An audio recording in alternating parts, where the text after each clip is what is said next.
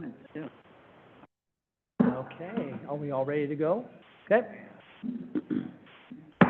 Okay, the Board of Commissioners as the governing body of Clatsop County, all county service districts for which this body so acts, and as the Clatsop County Local Contract Review Board is now meeting in regular session, all rise for the Pledge of Allegiance. I pledge allegiance to the flag of the United States of America and to the republic for which it stands, one nation, under God, indivisible, with liberty and justice for all.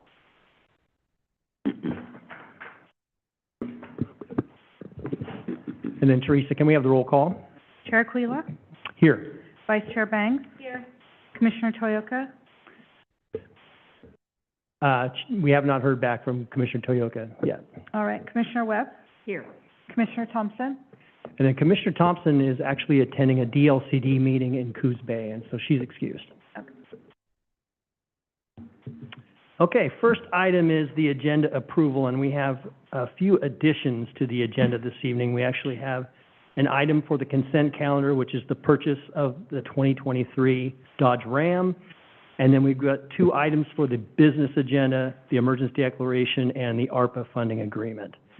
So, do we have any other comments on the agenda? So we'll need to approve an amended agenda. I move to approve the amended agenda, adding items 5A to the consent calendar, purchase of the 2023 Dodge Ram, item 8A, the emergency declaration, and item 8B, the ARPA funding agreement. Second? Second. Moved and seconded to approve the amended agenda, adding items 5A, purchase of a 2023 Dodge Ram, item 8A, emergency declaration, and 8B, ARPA funding agreement. All those in favor signify with an aye. Aye. Aye. All those opposed? Okay, motion carries. And then the next item is a proclamation, Cascadia Earthquake Awareness Day on page 33, and Mike Nealon, who's Clatsop County Emergency Management Coordinator, is here to present on this. Welcome, Mike. Thank you very much. So before you is a proclamation for January 26th for 2024 as the Cascadia Earthquake Awareness Day. As you know, that Cascadia Earthquake Awareness Day was so named back in 2019 as an event to encourage people to create a disaster plan and to prepare for emergencies, namely by remembering the large-scale events from the Cascadia subduction zone of the past.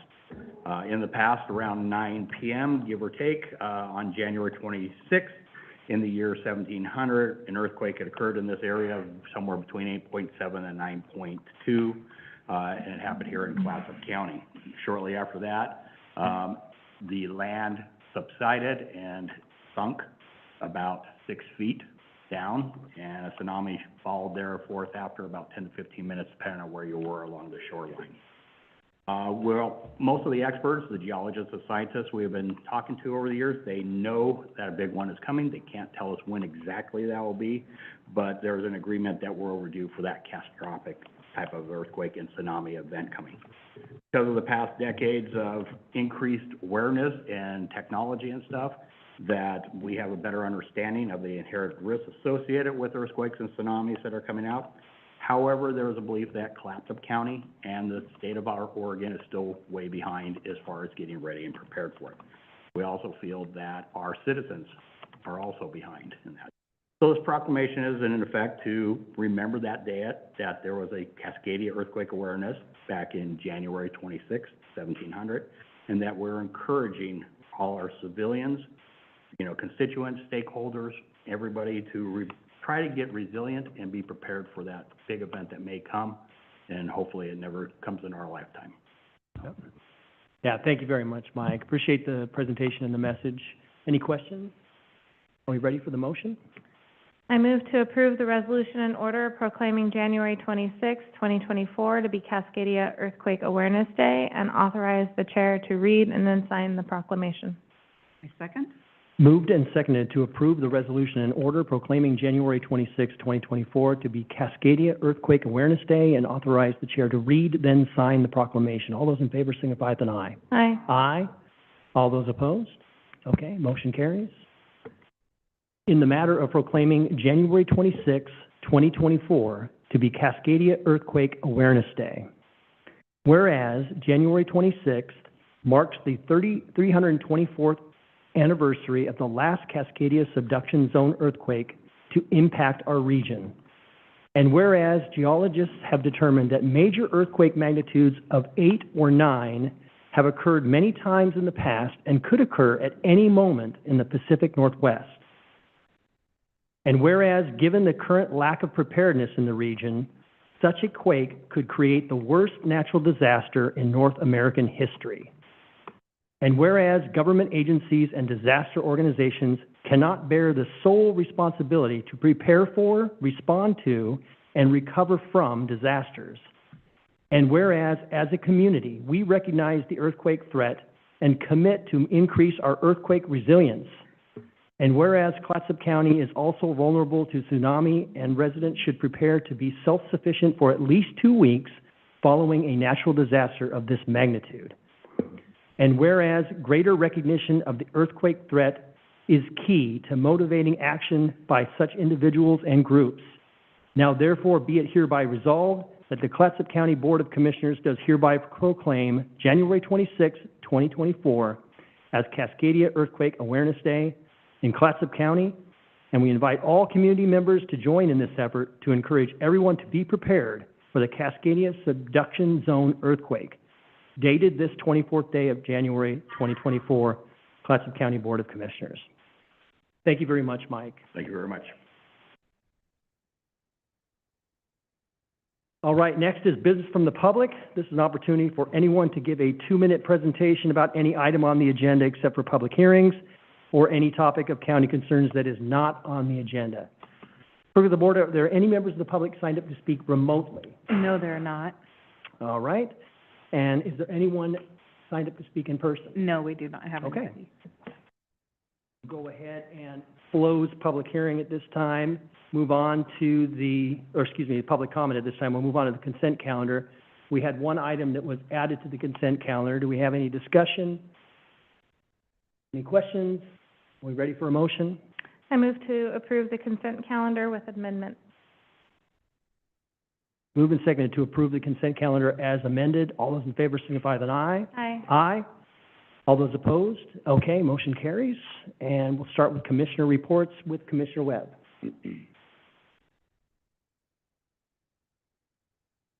Thank you. I come with some good news from the Ambulance Advisory Group, which met at length yesterday.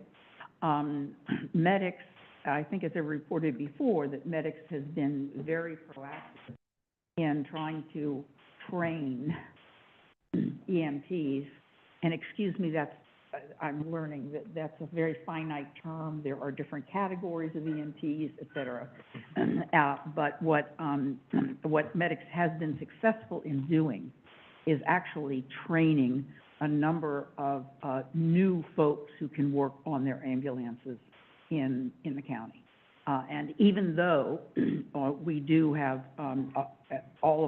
unfortunately, all of our fire districts, et cetera, are not on full speed ahead because of a lack of volunteers, it looks as if Medics seems to feel that by the end of this year, and hopefully by the beginning of the tourist season, we're going to be more fully staffed for all of the ambulances that are running in the county, including the new agreement that has been made that this board approved, I think, with the Seaside ambulance.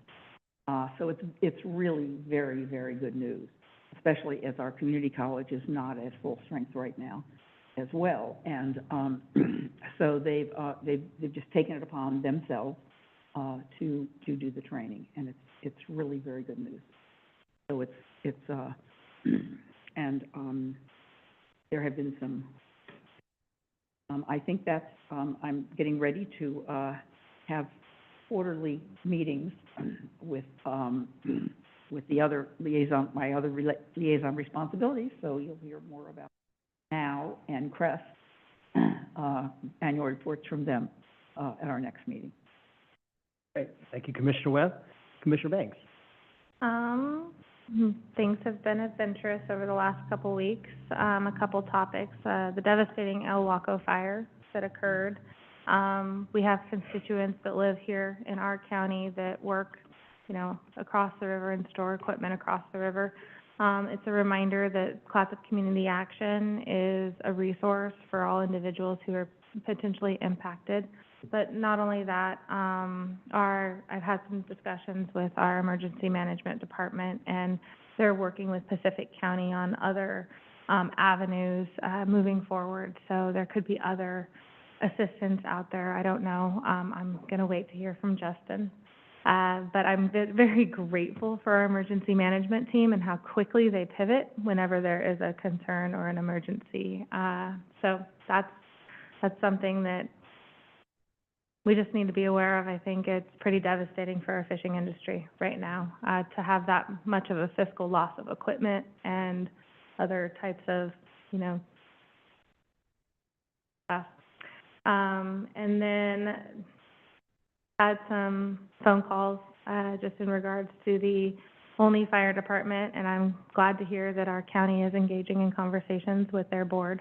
And so I'm sure that we will hear about that. I hear an update at some point when we have further information.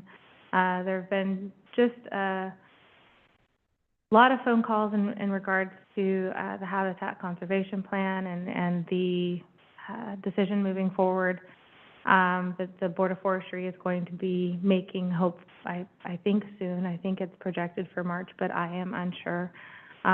We had an amazing natural resources fundraiser for our local school districts. We have a rough tally that we raised over $150,000 at that Clatsop Working Watersheds, Oregon Women in Timber joint fundraising experience. I saw my fellow commissioner there, previous Senator Johnson, Betsy Johnson, and Senator Weber were also in attendance, and it was a fun night. I was so glad to see so many from the fishing and forestry and farming industry show up to support our kids. That means that we will split over $150,000 for each natural resource-based club or department, I guess you could say, for our local school districts. I know Warrenton Fisheries did amazing things with their funding last year. Astoria FFA did amazing things with their funding in the previous year. It's just, it was neat to see the kids' projects and everything and their excitement about ecology in Seaside, the excitement about fisheries in Warrenton, just the leadership opportunities that they've been able to partake in. I know Astoria FFA went to nationals. I don't remember what state it's in now, but that is an amazing leadership opportunity for those kids. And they otherwise would not have been able to fund that without us. And so it was just a wonderful, strong turnout. Over 500 people turned out. And Lindsay Davis through Hampton was probably the main organizer. We all know Lindsay, and she is a hot shot when it comes to bringing people together. And she did an amazing job. And we had Oregon Women in Timber members from across the state show up to help us run computers, run donations, set up our auction tables, and we sold a lot of tickets for a lot of things. So it was great. That was a wonderful positive. I have another governor's small table meeting this Friday. Last week's was canceled, so we'll see where things are progressing. No news, I think, is the continued thing that I share, because there's so far no news, just in regards to those governor small table meetings. And then just moving into next week, January 31st, the state forester, Cal Mokomoto, will be showing up here at the Red Building for a listening session, just to hear from people regarding our feelings about the Habitat Conservation Plan and the impacts The rough math for us, coming from AOC, is 60% of all funds coming off of state forests currently go to education. And so, that's a deep cut for our educational system. It's ESD, 4-H extension, and our school districts. So that's 60% of the millions of dollars that we usually get off of state lands. So yeah, it's just, the conversation just keeps plodding forward, I guess. And Northwest Senior and Disability Service has rescheduled their meeting. They're still waiting for contract approval for the new contract that we're working on negotiations. And the Child Care Grant Committee is working on our third round of grants for this year. And so we are focusing on the scope and concept for this next round of grants. So we re-released the job offer. We're still seeking a grant manager. We had some great applications and some great interviews. Our selection chose not to pursue the position, which is, it happens. But instead of going to a separate applicant, we chose to reopen the position in hopes that it not being the holiday season, that potentially more attention might be paid to the position opening. And also with some healthy suggestions to our superintendents to maybe look at some folks that they might know of that would be good for that position, because, people's lives change, and our superintendents seem to have a pretty good reach in our community on, they know people. So we're hopeful that we'll have a good applicant pool for when that application closes for that grant program, because it's a beautiful thing. We are no longer a preschool child care desert, and that is something to celebrate. We need to work on our toddler infant care now. So that is it for tonight. Yeah, thank you, Commissioner Banks. Really do appreciate all your work on the Child Care Task Force, and that it has been a real success story to see so many of these providers be able to sustain their operations and actually grow their capacity, and that's all due to the efforts of you and the others that are participating on that task force. And that Natural Resources Dinner, I didn't think they could get that many people in the exhibit hall. I think there were 500 people. That's the most I've ever seen in the exhibit hall at the fairgrounds. That was a fantastic turnout and a great event, a lot of fun. When I called for my tickets, yeah, they were sold out. Busting at the seams. Yeah. Did Commissioner Toyoka join us virtually? Okay. well, oh, maybe he has now. Nope, okay. So County Manager Boone and I met with the federal lobbying team of CFM advocates last Wednesday. We went over some of the priorities, Westport Ferry, access, affordable and transitional housing, public safety, radio equipment and 911 operations, courthouse security improvements, coastal resiliency, and then, of course, the Tongue Point economic development. And I just was really pleased at the meeting. I'm so glad to have them on board. I mean, I think it's going to be so very vital to us to have that voice in Washington, D.C., working on our behalf to secure funding and working on these projects. And I also met with Olivia Palmer from the Daily Astorian last Friday. I had the pleasure of sitting down with her for about an hour and talking about our priorities and our successes from the last year. And the message I really want to get across is that, Clatsop County, it's time to go on offense. I think we've been on defense a lot. We've been dealing with the Habitat Conservation Plan, homelessness funding. We've been dealing with the FEMA buy-up and DEQ wastewater rules. And, part of transitioning to the offense is, it requires teamwork of all of us. It's understanding that there is an urban-rural divide. Unfortunately, we have to fight like heck to get recognition. I think the homelessness funding was a perfect example of that. We were excluded from that continuum of care from the very beginning. We had to go back and forth with the governor's office for months and Alyssa's shaking or nodding her head because she was very involved with that. A lot of the staff was very involved in that. And finally, we did secure funding, only half of what we really needed, but we secured funding, and we put it to use right away. And I don't think every county can boast that they were able to do that. And the reason we were able to do it is because we had a plan from the very beginning, and we followed through. And I think that's going to be our message going forward. I mean, we need to be assertive. We need to remain persistent, and that will be the way that we remain relevant, both at the state level and at the federal level. So I'm really optimistic. I encourage folks to go to the loft next Wednesday and talk to State Forester Cal Mukamoto.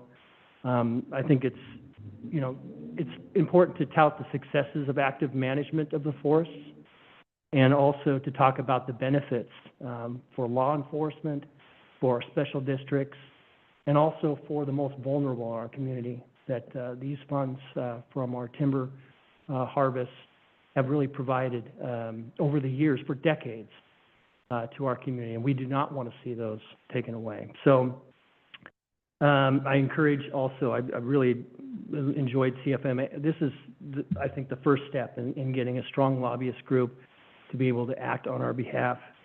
And as daunting as some of the challenges really are, I'm excited, and I'm ready to go on offense this year. So, yep. Okay, County Manager. Chuck Wheeler, members of the board. Just a couple of things. One is Commissioner Bangs and I had the opportunity, as part of the ongoing conversations about the HCP, to meet with a couple of superintendents just to learn more about the state funding of schools, and I think we learned more than we gave, but it was an interesting conversation, and so I want to thank Bill Fritz and Craig Hoppus for spending some time with us. Mm-hmm.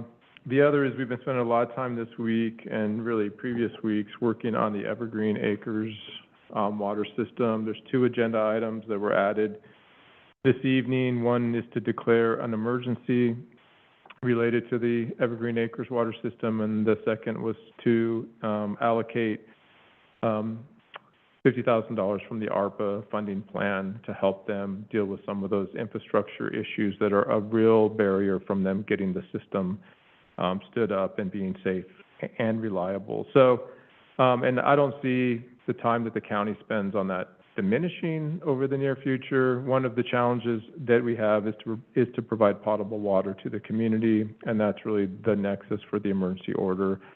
So we are committed. There's a lot of partners working with us right now. There'll be more with the emergency declaration, and so it's one of those things that you don't always get to plan your week, and so these things happen. I am really proud of how the county has responded, though. Our Public Works Department, Emergency Management, Public Health, and of course the County Manager's Office too.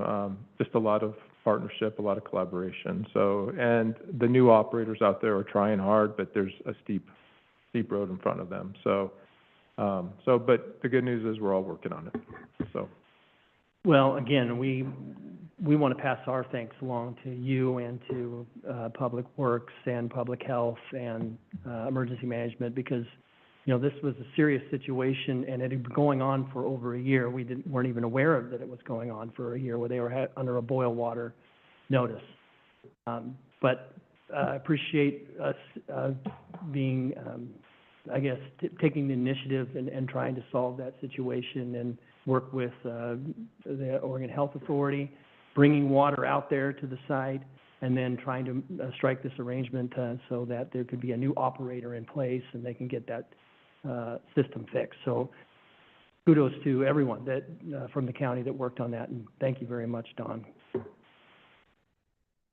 Okay, we'll move on to the business agenda this evening. First is the Budget Committee appointments on page 57. And we've got Andrew Sullivan, who's our Finance Director here. I'll turn it over to Andrew. Thank you, Commissioners.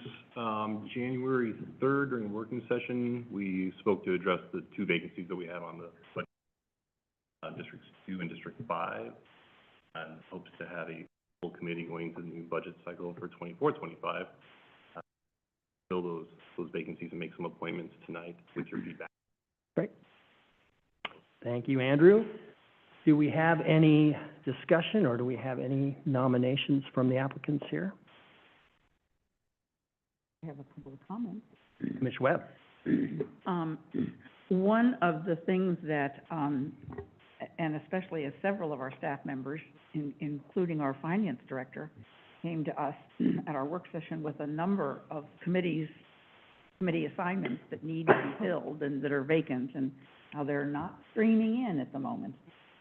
And I was particularly happy in this instance to be able to see that we had at least one young citizen come forward with interest.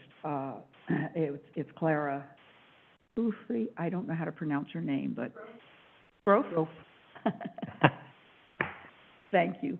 And I just think it's always wonderful to have young people who want to come and serve time. This is one of our, how many committees do we have with citizens?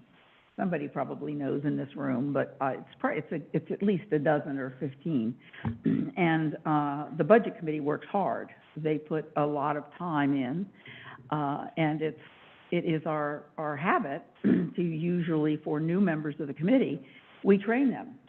And training in budget is not an easy task, but it's a wonderful way to get citizens enlightened about how to proceed. And I would particularly, we don't always hold to district representation. We can't always, because we don't always have the applicants. But in this instance, the vacancy from District 5 is empty, and so I would particularly encourage us to approve Clara's application. Sure. It's also a part of the county that we don't often get a lot of citizen participations for any of our committees on. And I've noticed that she's already serving on the Soil and Water Conservation District, which is one of our important natural resources ones as well. So I would like to nominate her. Great. Yeah, thank you, Commissioner Webb. And Clara is the only applicant from District 5, and appreciate your willingness to serve on the Budget Committee. I know that Tita Montero has also served on the Budget Committee previously, and been a very good member of the Budget Committee. Any other discussion, Commissioner? I just have a thought, and not for any other reason other than Commissioner Thompson is unable to attend this evening, and she is the Commissioner of District 5. And so I'm just wondering, with, just being thoughtful of that, if maybe we table the discussion until our next Commissioners' meeting and just add it to that agenda for a decision. What would that do to staff? We're beginning our budget meetings very soon.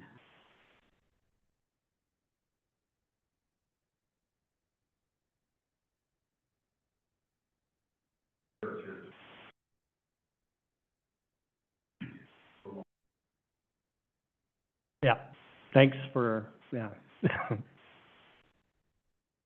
So we have, do we want to table this, or would we like to go ahead with the nomination? When is our first? I would be comfortable going ahead with the nomination and saying Tita Montero and Clara Sroff for the 2 vacant positions on the Budget Committee, and I would go ahead and make. Okay? Do you want a motion, or did you just make one? Well, I guess I already made one. Are you allowed to do that? I never do. But are you allowed to do that? Yeah, he is. I am allowed to do that. I'm kidding. We have a second.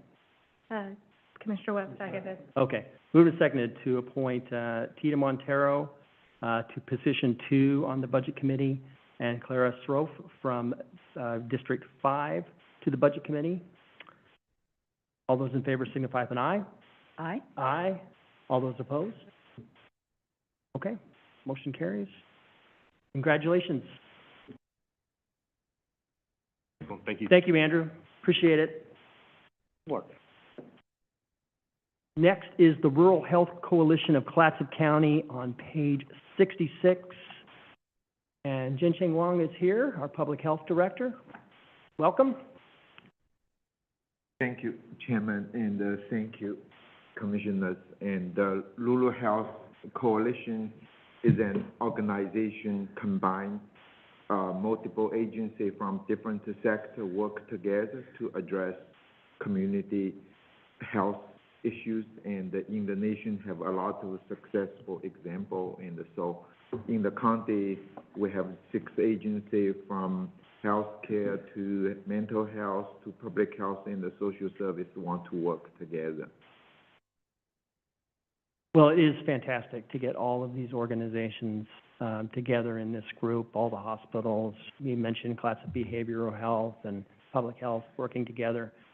This is a fantastic first step. I can see that it opens a lot of doors for population health and other opportunities going down the road. So, fantastic. I don't know if we have anybody that's joining us virtually that is part of this coalition. I think Chris Lehman from Columbia Memorial Hospital was also going to join us. But, yeah, this is fantastic, and I really appreciate all your efforts, Jincheng, to make this happen.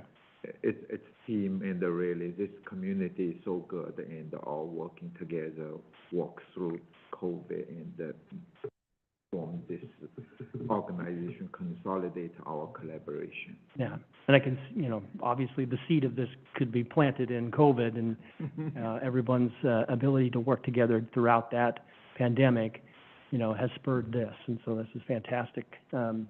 Thank you very much, Jincheng. Do we have a motion? Oh, any discussion? Go ahead, Yeah. Commissioner West. I just have a suggestion. I think this is one of those, first of all,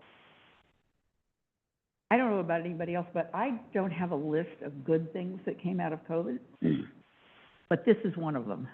And it was really a wonderful opportunity, and I'd like to also recognize Chair Quayla's role in the coordination where the hospitals came together with us. It was a wonderful example of partnerships that we have to have more of in rural areas because we don't have the human or physical infrastructure to make that happen. But I do have one suggestion. In Oregon, we use the word charter most often to be something that relates to a local government, especially counties. And so to me, the suggestion that this would be some kind of a charter arrangement, I would suggest that another word be used. And in fact, the sequence of words that could end with a coalition. It's a coalition. And I would be averse to using the word charter, just because of confusion about what charter means in local government here. Any other comments, questions? Otherwise, go forth. Commissioner Banks. I'm just excited to see you guys hit the ground running. Something about being a rural community is needing to have coordinated muscle movement, and that is something that I will love. I loved coming out of COVID was how all of our private and our private industries, but also our county entities work together. And in order for us to solve some really huge issues that we have in our county, we're going to need that muscle movement. And I'll just lobby again for pediatric mental health. So, and I'll keep lobbying for it because we have a huge need in our community to help support our students and our children. So, Exactly. Thank you. Yeah, and the team already started working together and they get out each agency's data, and at some point we will bring the team here, make a presentation, and when we work on pediatric mental health, and we will invite. Excellent. Thank you so much for that. Yep. Thank you, Commissioner Banks. I don't have an objection to the way that the word charter is used in this motion. Okay. I don't know what you would replace it with within. Call it a coalition. which describes. Which it is, which and describes it does say what it is, a Rural Health Coalition. Okay. Anyway, Well, do we have a motion? I move to approve the Clatsop County Department of Public Health participation in Rural Health Coalition of Clatsop County as set out by the coalition charter and authorize the county manager to sign the charter and any subsequent amendments. Second. Moved and seconded to approve Clatsop County Department of Public Health participation in Rural Health Coalition of Clatsop County as set out in the coalition charter and authorize the county manager to sign the charter and any subsequent amendments. All those in favor signify with an aye. Aye. Aye. All those opposed? Okay, motion carries. Thank you very much, Jin Chang. Thank you. Thank you. Congratulations. Next item is the Copeland Commons pre-development funding request on page 71. Alyssa, our housing manager. Good evening, Commissioners. As you well know, the board has a strategic plan goal of promoting housing, and one of the things you have already done in the past is invested ARPA funds to support pre-development of affordable housing projects throughout the county. So tonight, I'm bringing before you a pre-development request from the Copeland Commons organization, many of whom are sitting behind me. Copeland Commons is a nonprofit organization that was started by members of the First Presbyterian Church who used their own resources to purchase a building in downtown Astoria with the goal of developing affordable housing. They have partnered with Innovative Housing, Inc. Julie Garber is also here behind me, who is an experienced affordable housing developer, and they are planning to build 63 units of affordable housing in downtown Astoria. The developer, IHI, plans to apply to the state, Oregon Housing and Community Services for funding this year. And there is a funding gap that they're working very hard to close so that the project can be competitive for state funds. The board has been working very hard to do fundraising and has made significant progress in closing that gap, including getting a pledge of $500,000 from the Columbia Pacific Coordinated Care Organization that will be available once the project is approved by Oregon Housing and Community Services. We, the county, have also already invested in Copeland Commons through our Brownfields program, doing environmental assessments on the project, as well as much moral support. And so our recommendation tonight is that the county approve a pledge of $125,000 of pre-development support, similar to what CPCCO has done, so that when the project is approved by OHCS, our funds will be available to assist with pre-development. Great. That's all I have. Any questions for Alyssa Gertler, our housing manager? Commissioner Banks. I just want to be careful not to interfere with another local governing body. So what is the city, how does Astoria City Council feel about it? Do you want to answer that, or do you want me to answer that? You can go ahead. My understanding is that there has been support from the city. Members of the organization may have more to say about that than I do, but we certainly haven't heard opposition. Awesome. I imagine that there will be challenges along the way as the project moves through development, as they all are, but I think it is well known that affordable housing is needed in this location. Okay, I just don't want to interfere with another governing agency, so, perfect, thank you. I understand your sensibility to that, Commissioner Banks. We certainly need the housing. Yes. Any other comments, questions? I would just like to say that I have a personal interest in this. I am a member of First Presbyterian Church, and I'm on the board of Copeland Commons. And when we, since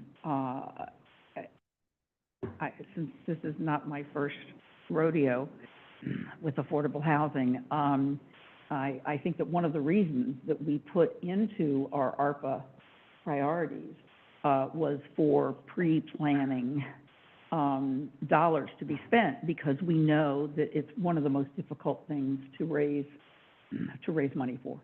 And so I have no financial interest in the property, because obviously it's going to ultimately be owned by IHI, right, guys? But it's been near and dear to my heart. It's not very often that a bunch of crazy Presbyterians get together and decide to do a project like this, but we're a little crazy, and so we did it. We're going to do it. So thank you very much. Thank you, Commissioner Webb. Any other comments, questions? Are we ready for a motion? A comment and then a motion. This is Commissioner Banks. yet another exciting thing that came out of COVID was these ARPA dollars, and we have done so much with them, and we continue to do so. And so I'm always celebrating that glass half full, and this is definitely it. So I move to approve the resolution and order declaring an emergency, wrong one. Here. Page Sorry. 72, yeah. I can do it. Yes. Oh, there we go. I have it. I move to approve the pledge to commit of $125,000 of ARPA funds to support the Copeland Commons pre-development funding request, conditional on OHCS funding commitment. Second. Moved and seconded to approve pledge to commit of $125,000 of ARPA funds to support Copeland Commons pre-development funding request, conditional on OHCS funding commitment. And I apologize, Commissioner Webb, you should have made that motion. Yes, I think I should have. I'm sorry. That's okay. I forgive you. Let the record show that Commissioner Banks apologized. Apologize. All those in favor signify with an aye. Aye. Aye. All those opposed? Okay, motion carries. Hallelujah. Thank you, Alyssa. Congratulations. Yep. Yeah, thank you for being here. Good luck. Yes. Yeah. Next item is emergency declaration, on page, actually, that is off docket, so we have the material with us. And this is a resolution order declaring emergency for Evergreen Acres Water Service. County Manager. Chair Creel, members of the board, as I mentioned earlier, we have a community of about 47 households that are on a small private water system that's been having problems over the last year. First with a boil water notice that was, which was an extended period, and then most recently we've had some repetitive shutoffs to the system. And that's when really the county got more involved, is when the shutoffs happened, to make sure that there was water availability for the community. These small water systems are actually regulated by the Oregon Health Authority, but since they're a private system, there aren't a lot of resources available to the systems to help with aging infrastructure. Aging, inadequate repairs, maintenance, those are all facets of the system that are often neglected. There are many of these systems in Clatsop County. There's many of these systems all over Oregon. And so I think it's a challenge that the state has, and then certainly local jurisdictions are going to have, is how do we support some of these older private systems that are providing vital water service. So there's a bigger challenge of how to support these systems, but the way we can support them right now, one action is to declare an emergency so that the county has access to some of the state support we need to support this community. We've already had collaboration with the state, bringing pallets of water out to the community, but given what we know right now of the infrastructure needs, it may be some time before they have a safe and stable system. And so we just want to make sure that we have the resources available to us as we go through this. And so staff is asking you to approve the resolution and order declaring an emergency for the Evergreen Acres Water Service area. Thank you, County Manager. You mentioned that there were many systems within Clatsop County. Do we have any visibility, or do we have any idea of what the condition of those systems are? Are we going to be faced with something like this again? Yes. I mean, I think that there's various conditions in all the water systems, both public and private. And certainly the private ones create a little bit more challenge. And so there are other private systems that have infrastructure needs. They are valiantly addressing those needs. But it is more than possible that we'll have another issue with one of those other private systems. And that's why I think ultimately it's going to take some creative thinking on behalf of the state and the counties about how to support these systems before they fail. Failure is the worst time to try to bring them up to, more maintained standards. And so it is something that we've been talking with OHA about. They understand, but I think it's a big issue, and right now there's not a solution to it. So, there are some additional infrastructure grants out there that they might be suitable, but as we know, these are very small systems, so they don't have staff. And so one of the things I think the county has discussed is as we in the state find out about some of these opportunities, is to work with the local private systems so we can help them get the resources that they need. So there may be a little bit more of a role for the county as we move forward, as we just try to integrate with their needs some of the resources. So, and would public health have an idea of all the, I mean, do they have them registered in any way? yeah, so all these systems are registered, and so we do know where the systems are, how many houses are being Is supported. there opportunity for any kind of awareness, I guess, communication with the other water systems, that this is the situation here? Make sure that you can prevent that in your own water system. Yeah, we have regular contact with all these districts, all these systems, and we will continue to. And I will say, there are operators of many of these systems that are doing a great job trying to keep them operational, but infrastructure ages. Yeah. And they aren't, these are very primitive systems when you think about it from a city system. There's not shut-offs, there's not water meters, and I think Evergreen Acres pays $25 a month for water. And so it's not a lot to capitalize improvements and maintenance. So, and there's also governance issues. A lot of these are LLCs, there's not boards, there's not capacity. So there's some hefty challenges as we work through this. Yeah, thank you, County Manager, for that explanation.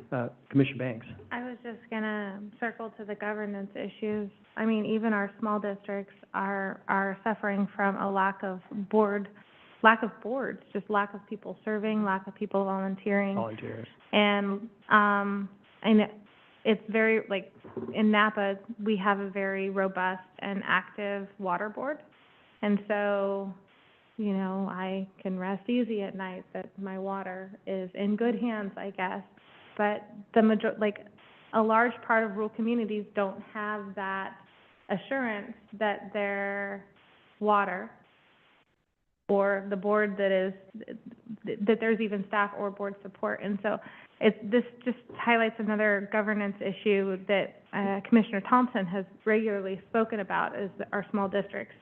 And how do we help support them, but also what happens when we have small district failure. Does that make sense? And I hate using the word failure, but it's when we have a lack of people able to volunteer to help support, and then these small districts flounder and then fall. And we don't have any control over whether or not we can, we don't have the ability to control that. Does that make sense? That's partially the case. Yeah. I think we just recently dissolved the Skipanon water. Yeah. I have been trying throughout our strategic planning process, get on the board that this is an issue among special districts that we have to address. And I realize that our staff, when something like this occurs, the county manager has to spend an enormous amount of his resources. So I think that it's time for us to take a comprehensive look, as it appears, I hear, that we're doing with the diking districts. To me, it's an issue that the board needs to address with all special districts in the county. It's all-inclusive, the transportation, the water, everything. And technically, with some of them, I do know that ORS provides. I remember when the port was in so much danger, I learned that when ports fail, they revert to the counties. I think rather than having disasters happen that suddenly fall in our lap, that this is an issue that we need to talk about comprehensively. Yeah, I don't want more falling in my lap, I'm sorry. Just to give a little bit more background to fellow members of the board, is that certainly there is a special district challenge, and we have, dissolved special districts. Oftentimes, it's because either they can't seat a board or their function has kind of come to its natural end. Typically, in most special district statutes, since these are, legal entities upon themselves, is that the board's role would be to appoint a board, and not necessarily take over, but to appoint a board. What makes these private water districts uniquely challenging is that these are in private ownership. Mm-hmm. There is not a public body, there's not a public charter. And so that's where it gets a little bit unique, is that these are privately owned systems. And so challenges on both sides, on both the public side and on the private side, but it's not, these are different shades, of similar challenges. So thank you. Yeah, thank you, County Manager. Good discussion. Are we ready for a motion? I move to approve the resolution and order declaring an emergency for Evergreen Acres Water Services District. And authorize. Approved and seconded, approve the resolution and order declaring an emergency with the Evergreen Acres Water Service District, and authorize the chair, chair to read, then sign the resolution. Is that correct? Mm-hmm. Yep. All those in favor signify with an aye. Aye. All those opposed? Okay, motion carries. What's the next? I think I've got to read the, I have it if you need it.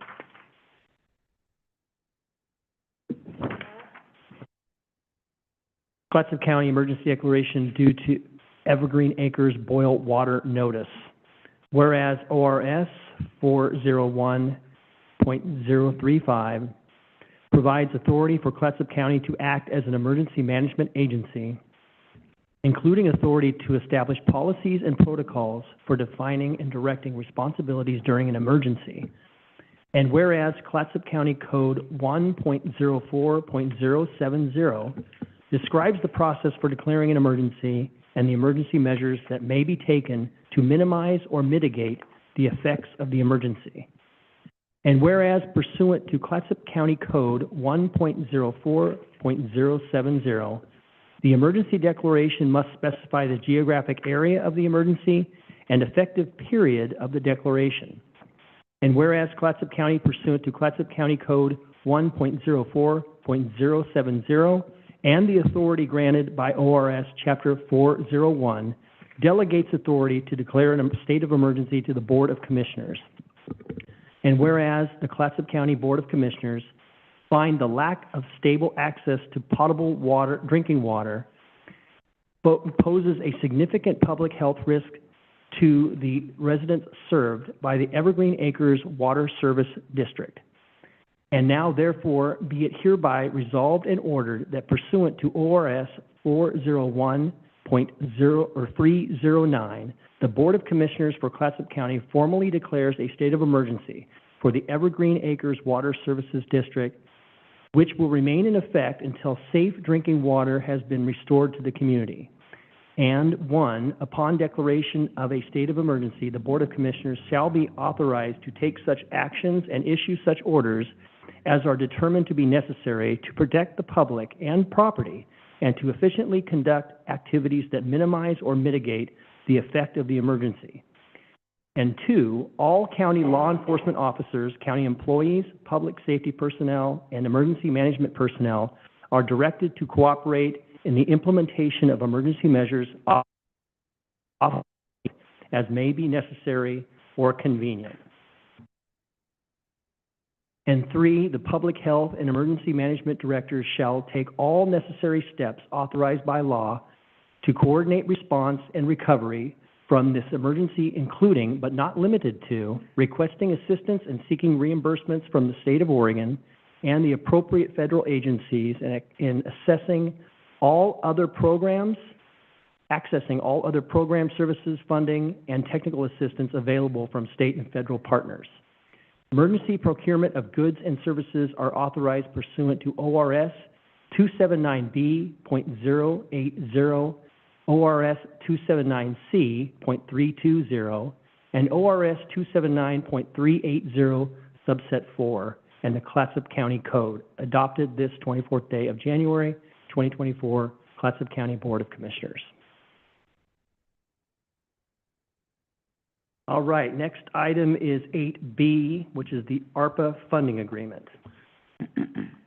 Chair Quila, members of the board, this is the second item that we added this evening related to the emergency order. The first being the emergency order. In the current state of the system and the fact that we have a brand new operator who is getting to know the system and getting to know what all the challenges are, we have been working with the operator. One of our public works staff is serving as a liaison to the operator, and we've been out there assessing the challenge, and at this point we're still trying to ascertain the scope of the repairs and the improvements that need to be made. The operator is not capitalized to a point where they could come up with these resources. So staff is asking that your board allocate $50,000 from the ARPA funding concept plan to help capitalize the repairs and to facilitate the system to be in a reliable and safe operational mode. The way that we see this working is that the operator is going to be working with the vendors, but the county will then pre-approve the work. Once the work's done, they'll share the invoice with the county, then we will reimburse the operator so that they can pay for the vendor.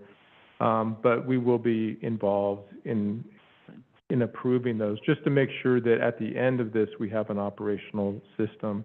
We're not sure if the $50,000 will be sufficient, but we are hopeful that it will get us there. If it's not, then we'll come back to your board and amend the agreement. But the agreement is with Evergreen Acres Water System, and the current operator is Jennifer Lynch. So, Okay, thank you, County Manager. I see Commissioner Banks. Did you have something? Just out of curiosity, can we pay the vendor directly? No, because it's not a county Okay. asset, and so we can't directly contract to have an asset worked on that's not our asset. And since they're the owner, Right. Yeah, I was just thinking, so. you know, the straight Yeah. line versus. Because they're the ones who actually have the contract with the vendor, and they're the ones that are actually directing all the work, so. I have a comment or a question. Anything else? Yes, so, I just have a comment or a question moving forward. Be it that this is a small, private district, and we have small public districts also, is there a way that we can help orchestrate, grant writing training for these folks?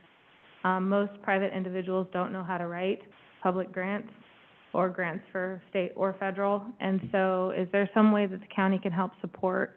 I mean, I would imagine we would have a full house of private, but also small public district employees or volunteers show up for such an experience. Well, what I would say is that what we can do is work with all of our public partners and probably schedule some kind of a training that everybody can have access to, whether it's the private operators or it's the public. It'll just take some time coordinating with all of our other partners, because some of our other partners do grant trainings and do other things. So we just need to really leverage what is already being done and then expand Okay. the invite list. I So- just know we're gonna run out of ARPA funding at some point, so. Well, and I do need to say, I mean, I see this as really a one-time, what allows us to actually do this is that we have ARPA funds. Yeah. I mean, there could be a system with that when we don't have ARPA funds, and the cost of bringing the system up would exceed our ability to pay, and that's where I think having a good state lobby, having a strong federal lobby, and then just continually having strong relationships with OHA so that we can help the private, operators access the funds that they need. Yeah. Water, I know a bunch of USDA grants that involve water, so anyhow. I'm ready. Move to approve $50,000 ARPA funding agreement with the operator, Jennifer Lynch, of Evergreen Acres Water System, and authorize the county manager to sign the agreement and necessary amendments. Second?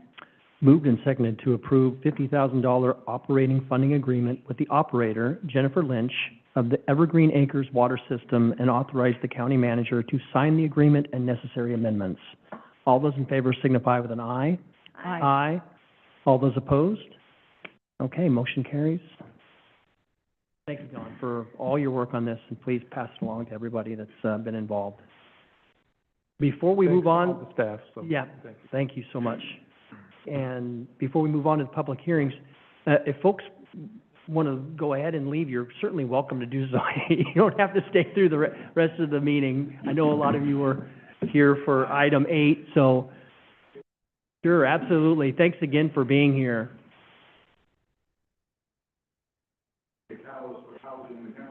Yep. Appreciate your efforts. Thanks again.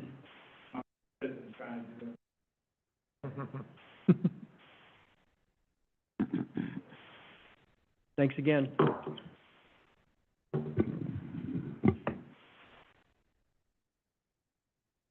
Okay, next is a public hearing, ordinance 24-02, comprehensive plan, goal 5, updates on page 73.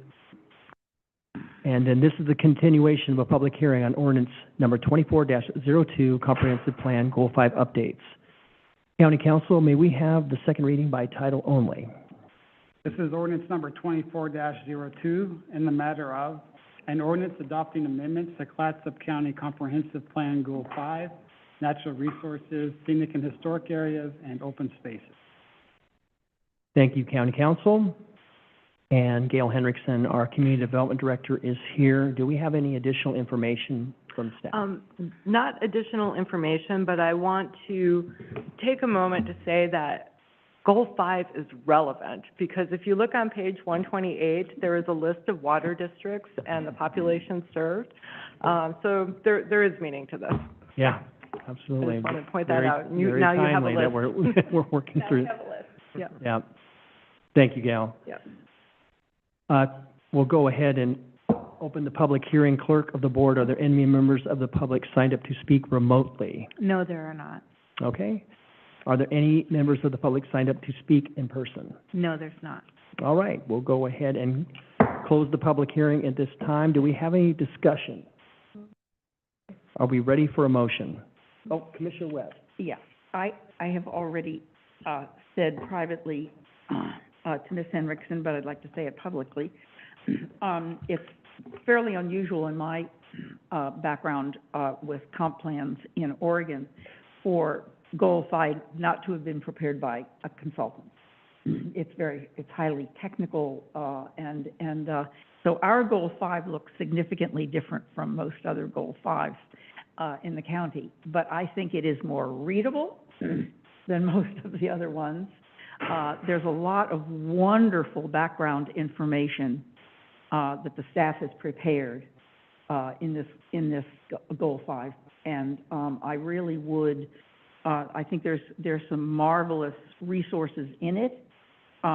It is a document that addresses the discussion we just had. I mean, it's the private water systems are outlined in here. And there's a very brief analysis of their capabilities, et cetera. It's a wonderful reference document. And I think that speaks very well for the preparation of our comprehensive plan.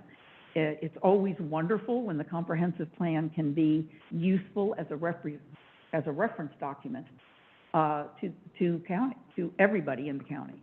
And I think this one is really, really well done.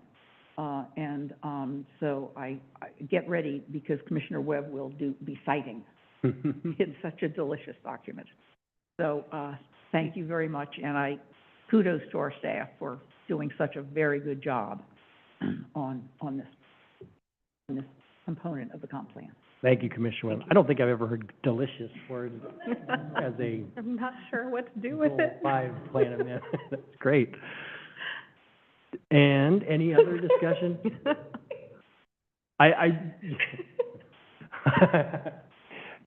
just wanted to say too, like Commissioner Webb, I recognize that in the city of Warrenton, we had Goal 5 during the early 2000s. We went through it for several years, and it was a very contentious issue, and we had to go back for several revisions before it was ultimately adopted. But yeah, it's a big lift.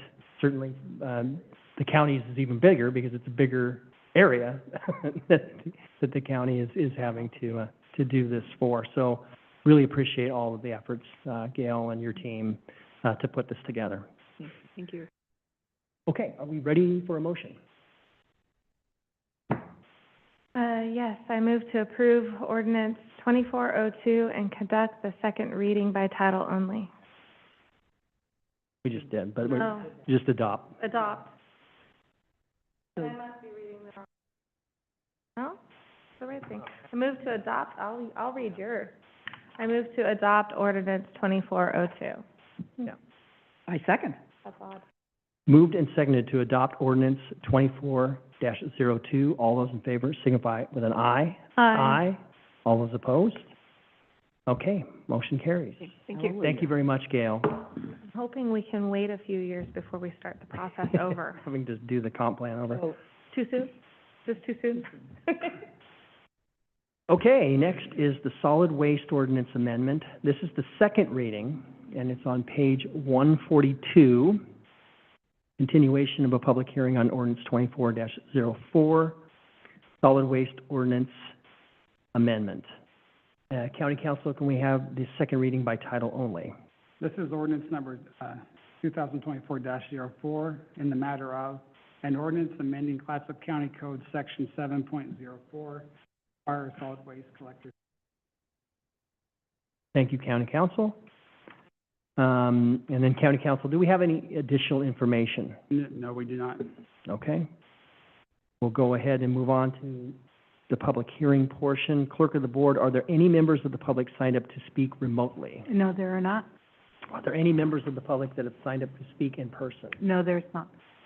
Okay, we'll go ahead and close the public hearing. Any discussion? I'm just so excited. We're almost there. We're so close to rural recycling. I love it.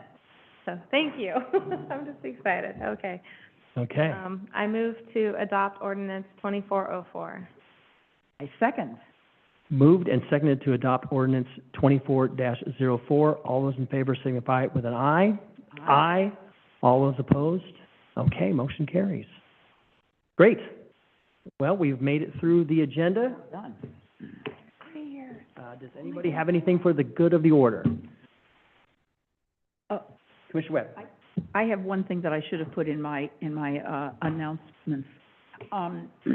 We recently lost Bob Westerberg, who was actually on this commission when the new charter was put together, and was very proud of that feat. Bob was a wonderful citizen in Clatsop County. He was a 33rd degree Mason. He coached a number of sports teams for years, and was just a really wonderful model citizen, and was always, when I first joined the board, because we're in a number of groups together, Bob asked me if I would like his background information about how this charter was formed, et cetera. And he always considered himself a mentor to me. And at his recent funeral, the Episcopal Church was chock-a-block with human beings. I have never been to a funeral in Astoria that had that many attendants. And the variety of people was a real tribute to both Bob and to his beloved wife, Elisa, to their public service. And so I just wanted to acknowledge that people who have sat in our chairs before One of them has passed on, and he was a wonderful man, and he was very, very beloved throughout Clatsop County. And I just wanted to recognize that. I'm really glad you did, Commissioner Webb. He was a contemporary of my parents, and they thought very highly of Bob, and they were Oregon State Beavers, I think, all about the same time. So, yeah, I really appreciate you mentioning that. He was a real pillar of the community, and fantastic person. Yep. Anything else for the good of the order? Great people come from the OSU Beavers. Yeah, sure. Beaver believer. Okay. We'll go ahead